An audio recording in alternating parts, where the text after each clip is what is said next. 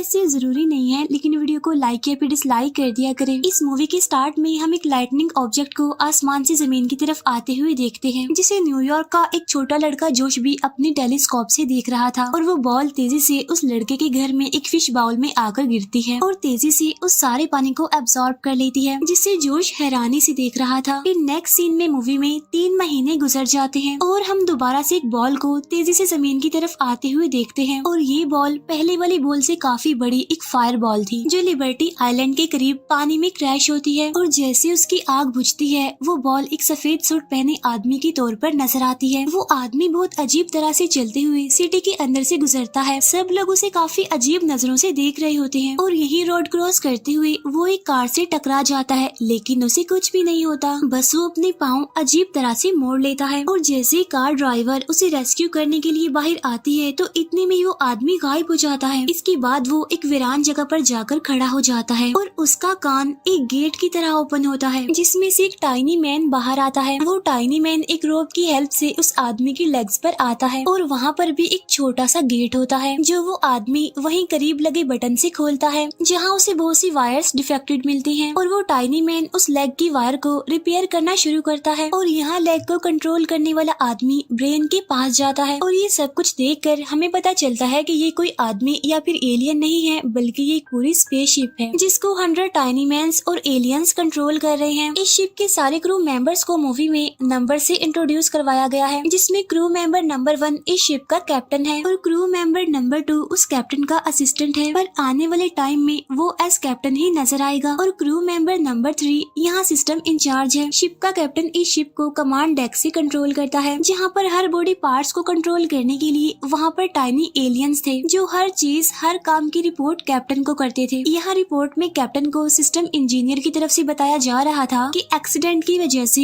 ये शिप अब चल नहीं रही, लेकिन अर्थ के 2-3 दिन के अकॉर्डिंग ये शिप बिल्कुल ठीक हो जाएगी। शिप का ट्रैकिंग सिस्टम भी खराब हो गया था और कैप्टन क्रू मेंबर्स को अब इस सिचुएशन में मीटिंग के लिए बुलाता है, जिनकी बातों से हमें पता चलता है कि वो लोग प्लेनेट नील से आए हैं, क्योंकि उनके प्लेनेट के रिसोर्सेज खत्म होने की वजह से उनका प्लेनेट तबाह होने वाला था और उनको अर्थ सी सॉल्ट और वाटर की जरूरत थी, जिससे वो अपने प्लेनेट को बचा सकते थे। इसीलिए वो अर्थ ओशन से सॉल्ट और वाटर उस बॉल की हेल्प से कलेक्ट करने आए थे, जो उनसे गुम हो गई थी और जिस बॉल को हमने जोश के पास देखा था। और उस बॉल का नाम ऑर्ब था और वो लोग उस बॉल को ढूंढने के लिए ही यहाँ पर आए थे। अर्थ सी सॉल्ट नील प्लेनेट को सालों तक एनर्जी दे सकता था, इसीलिए उन्होंने अर्थ पर आने का डिसाइड किया। अब यहाँ जोश अपनी विंडो से उस ह्यूमन लाइक शिप को देख लेता है और जल्दी से अपनी मॉम को बुलाता है, जो वही लड़की थी जिसकी कार से उस शिप का एक्सीडेंट हुआ था। वो दोनों जल्दी से उस शिप के पास आते हैं और वो लेडी उस शिप से सॉरी कहती है। शिप के अंदर एलियंस पहले तो उसे देखकर घबरा जाते हैं, क्योंकि बेशक वो शिप बाहर से इंसान जैसी लगती थी, लेकिन उसको कंट्रोल करने वाले एलियंस ये बात नहीं जानते थे कि वो कैसे ह्यूमंस की तरह बिहेव करे। और अभी वो किसी इंसान से फर्स्ट टाइम ही बात करने वाले थे और इस काम के लिए वो गूगल की हेल्प लेते हैं, ताकि वो ह्यूमंस के बिहेवियर को जान सके और उनसे बात करने में आसानी हो। वो ह्यूमन शिप का कैप्टन शिप की उस लेडी से एज अ ह्यूमन बात करने की कोशिश करता है। तभी दूसरी तरफ हम पुलिस ऑफिसर्स को देखते हैं, जो उस मिस्टीरियस बॉल को ढूंढने के लिए कोशिश कर रहे थे। वो लोग उस जगह पर जाते हैं जहाँ पर वो शिप लैंड हुई थी। क्रैश साइट पर उन्हें किसी आदमी के फेस इंप्रेशन मिलते हैं, जिससे उन्हें ये पता चल जाता है कि वो कैसा दिखता है। पूरे शहर में उसको ढूंढने की कोशिश की जा रही होती है और यहाँ वो ह्यूमन शिप उस लेडी से बात करने की कोशिश कर रही होती है, लेकिन जैसे ही वो शिप उस लेडी से बात करने की कोशिश करता है, तो फ्रिक्वेंसी ज्यादा होने की वजह से आसपास की चीजें टूटने लगती हैं। फिर फ्रिक्वेंसी सेट करने की वजह से वो शिप उस लेडी को कहता है आई एम ओके। फिर वो लेडी जोश को स्कूल भेजकर उस शिप को अपने घर इनवाइट करती है।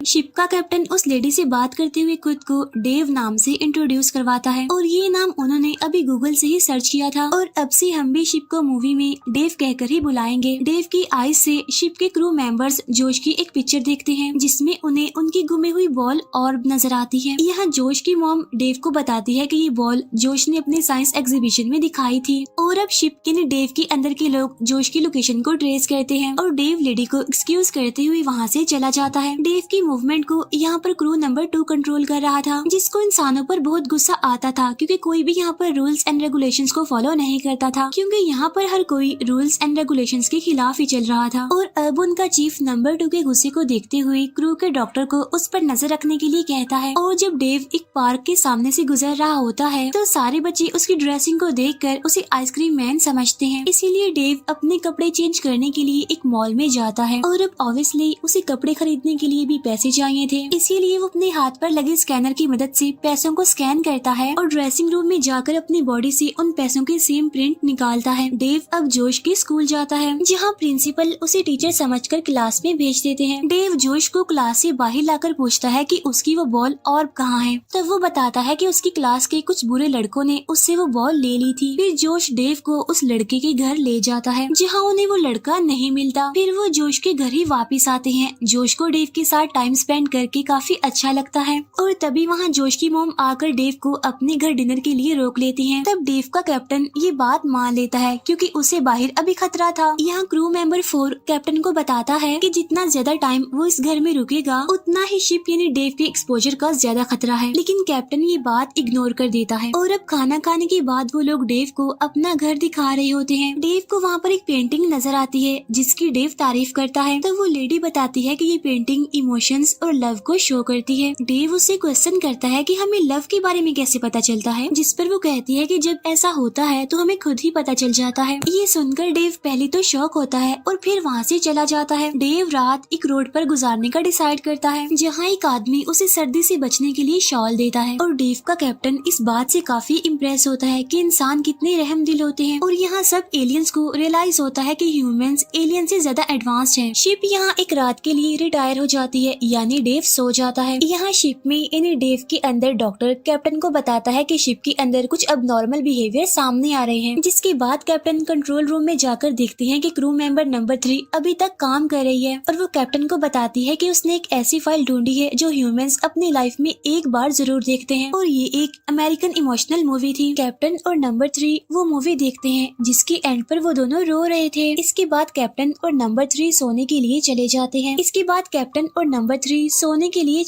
हैं। नेक्स्ट मॉर्निंग डेव की बैटरी सिर्फ 20% रह गई थी और पुलिस उसे ढूंढ रही थी। यहाँ पर हम दिखते हैं कि डेव जोश के साथ पार्क जाता है। वहाँ ट्रेन राइड लेने के बाद हॉट डॉग ईटिंग कंपटीशन में पार्टिसिपेट करता है और कंपटीशन जीतने पर मिलने वाला सॉफ्ट टॉय वो जोश की मम को गिफ्ट देता है। यहाँ से बाहर निकलने पर डेव देखता है कि जोश को कुछ बच्चे बुली कर रहे हैं। तब डेव उनको पनिशमेंट देने के लिए उल्टा कर देता है, जिससे उन्हें ऑर्ब यानी एलियंस की वो बॉल मिल जाती है, जिससे डेव यानी शिप के अंदर की वो एलियंस बहुत खुश होते हैं। और डेव जोश की फैमिली को डिनर के लिए इनवाइट करता है, जोश की मॉम की बर्थडे सेलिब्रेट करने के लिए। लेकिन क्रू मेंबर 2 कैप्टन की इस बात से डिसएग्री करता है। वो कहता है कि जब हमें ऑर्ब मिल गया है तो हमें अपने मिशन पर वर्क करना चाहिए। लेकिन कैप्टन कहता है कि उन्होंने यानी जोश और उसकी मॉम ने इस बॉल को हासिल करने में उनकी काफी हेल्प की है, तो अब हमें भी जोश और उसकी मॉम के लिए कुछ करना चाहिए। यहाँ इंसानों के साथ रह रहकर डेव के अंदर मौजूद एलियंस के अंदर भी फीलिंग्स आने लगी थी। किसी के अंदर एटीट्यूड आ गया था तो किसी ने अपने रूम को डांस क्लब बना लिया था। नंबर 2 के अंदर गुस्सा और इमोशंस आ जाते हैं। और नंबर 3 तो बहुत ही प्यारा सा ड्रेसअप होती है क्योंकि वो कैप्टन के साथ डांस करना चाहती थी, जिस पर कैप्टन उसे इनकार कर देता है क्योंकि वो शिप यानी डेव को कंट्रोल कर रहा था।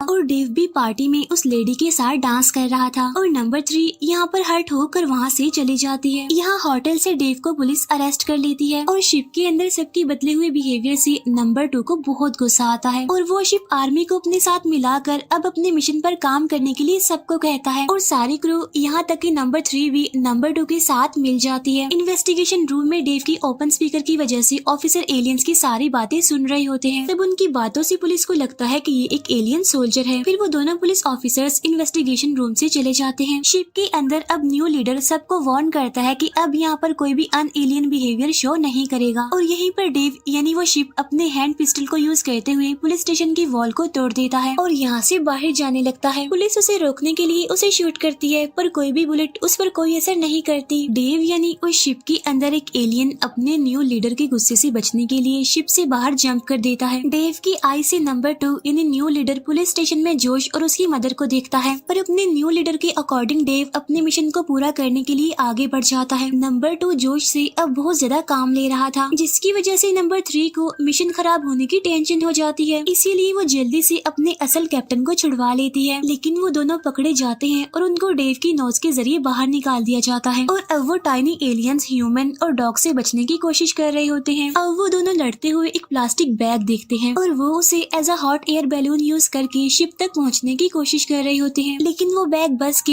विंड स्क्रीन वाइपर पर स्टक हो जाता है। वो वाइपर एक लॉन्चर का काम करता है और उन दोनों को डेव के शू पर गिराता है और यहाँ पर कैप्टन नंबर 3 से सॉरी कहता है और कहता है कि अगर इस ट्रिप में तुम मेरे साथ ना होती तो शायद ये मिशन इतना आसान ना होता। इसी दौरान अब वो दोनों शिप के अंदर चले जाते हैं। यहाँ डेव यानी वो शिप एक कार को रोकती है ताकि उसकी एनर्जी वेस्ट ना हो और वो उसे लिबर्टी आइलैंड जाने के लिए कहती है। दूसरी तरफ जोश अपनी मॉम से कहता है कि डेव ऐसे बुरे काम नहीं कर सकता और हमें उसके पीछे जाकर उसकी हेल्प करनी चाहिए। यहाँ पुलिस स्टेशन के अंदर पुलिस को वो टाइनी एलियन मिल जाता है जिसने डेव के अंदर से जंप की थी, जिसे देखकर वो डेव का पीछा करने का ऑर्डर देता है। यहाँ लिबर्टी आइलैंड में जाकर न्यू कैप्टन डेव को ऑर्डर देता है कि वो बॉल को यानी ऑर्ब को एक्टिव करके पानी में गिरा दे ताकि वो वहाँ से सी सॉल्ट कलेक्ट कर सके। लेकिन तभी वहाँ पर फर्स्ट कैप्टन आ जाता है और वो डेव को ये करने से रोक देता है और यहाँ शिप के अंदर यानी डेव के अंदर सबको बताया जाता है कि कैप्टन ने दोबारा से कंट्रोल ले लिया है, जिससे सारे क्रू मेंबर्स मान जाते हैं। यहाँ शिप के यानी डेव के गिरने से उसके हाथ से वो ऑर्ब भी गिर जाता है और स्लिप होकर पानी में चला जाता है और अब ओशन से सारा पानी वो बॉल अब्सॉर्ब करने लगती है, जिसे कैप्टन रोकने की काफी कोशिश करता है, पर इस काम के लिए उसे काफी एनर्जी की जरूरत थी जो कि उसके पास नहीं थी। अब या तो वो अर्थ को बचा सकते थे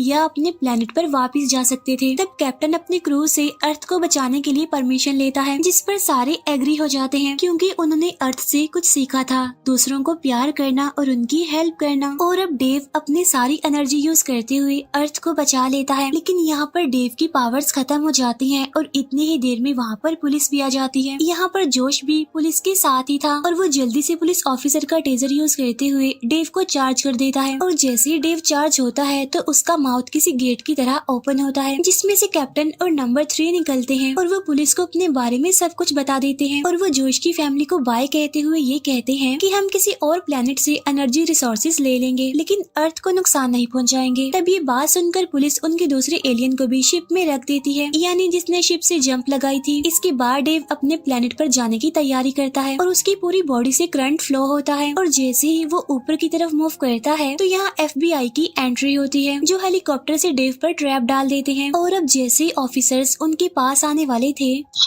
शिप के सारे मेंबर शिप के एक डिटैचेबल पार्ट यानी लाइफ बोट में इकट्ठे हो जाते हैं, जो कि डेव का शू था, और अपने रॉकेट को स्टार्ट करते हुए वहाँ से चले जाते हैं और यहाँ सबके सामने शिप और नंबर 2 रह जाते हैं जिससे वो लोग छोड़ गए थे। यहाँ लाइफ बोट में कैप्टन नंबर 3 को प्रपोज करता है और इसी के साथ ये मूवी यहीं पर एंड हो जाती है। Thank you for watching.